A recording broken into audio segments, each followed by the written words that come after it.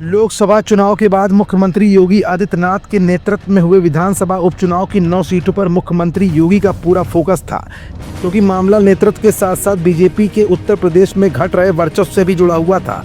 आखिर बीजेपी के UP wing का नेतृत्व कर रहे योगी आदित्यनाथ ने कौन सा ऐसा संजाल बनाया जिसको लेकर 7 सीटों पर भाजपा का विजय तिरंगा लहर गया? ऐसा कौन सा प्लान था जिसने योगी को दोबारा साबित करने का मौका दिया? ये सब कुछ आज की इस रिपोर्ट में हम आपको दिखाएंगे भी और बताएंगे भी। दरअसल अब यूपी उपचुनाव का परिणाम आ चुका है। 9 विधानसभा सीटों पर हुए उपचुनाव में बीजेपी और उसकी सहयोगी आरएलडी यानी राष्ट्रीय लोकदल 7 सीटों पर विजय हासिल करने में कामयाब हुई। वहीं समाजवादी पार्टी को केवल 2 सीटों से ही अपना संतोष करना पड़ा। उन पर भी जीत का अंतर 2022 के विधानसभा उपचुनाव से कम हो गया। सपा कानपुर की सीसामऊ और मैनपुरी की करहल जीती है। यूपी उपचुनाव और महाराष्ट्र के परिणाम पर योगी आदित्यनाथ ने कहा कि देश की जनता ने नकारात्मक और बांटने वाली राजनीति को खारिज कर दिया है। बटेंगे तो कटेंगे, सेफ रहेंगे तो एक रहेंगे पर ही जनता ने अपना जनादेश दिया है। योगी आदित्यनाथ ने यूपी उपचुनाव को लेकर एक प्रेस कॉन्फ्रेंस की। योगी ने यूपी उपचुनाव के परिणाम पर जनता का आभार जताया और सभी विजयी प्रत्याशियों को बधाई भी दी। सीएम योगी आदित्यनाथ ने कहा कि ये अत्यंत महत्वपूर्ण दिन है। देश के अंदर महाराष्ट्र और झारखंड के परिणाम भी आए हैं और विभिन्न राज्यों के उपचुनाव के परिणाम भी आ चुके हैं। बटेंगे तो कटेंगे, सेफ रहेंगे तो एक रहेंगे पर जनता ने अपना जनादेश दिया।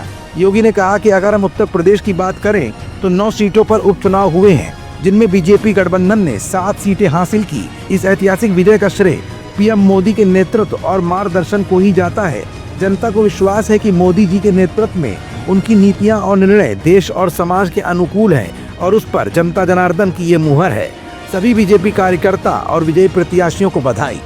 देश की जनता नकारात्मक राजनीति को, बांटने वाली राजनीति को पूरी तरह खारिज कर चुकी है। और इसीलिए हम कह रहे हैं कि बटेंगे तो कटेंगे, एक रहेंगे तो सेफ रहेंगे।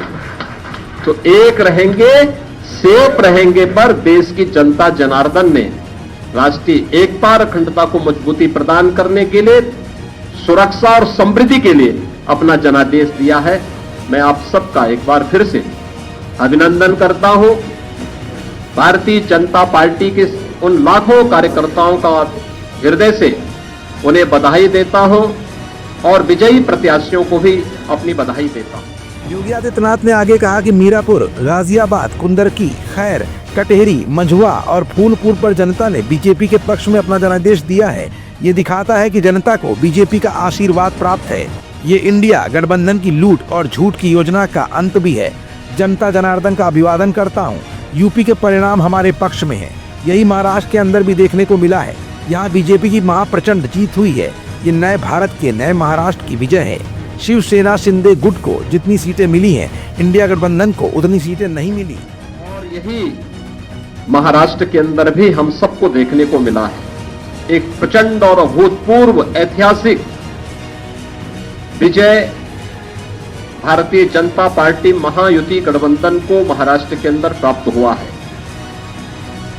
यह जो जनादेश महाराष्ट्र के अंदर प्राप्त हुआ है, यह राम और राष्ट्र के आराधक आदरणीय प्रधानमंत्री जी के यशस्वी नेतृत्व को, नए भारत के नए महाराष्ट्र के विश्वास की मोहर है।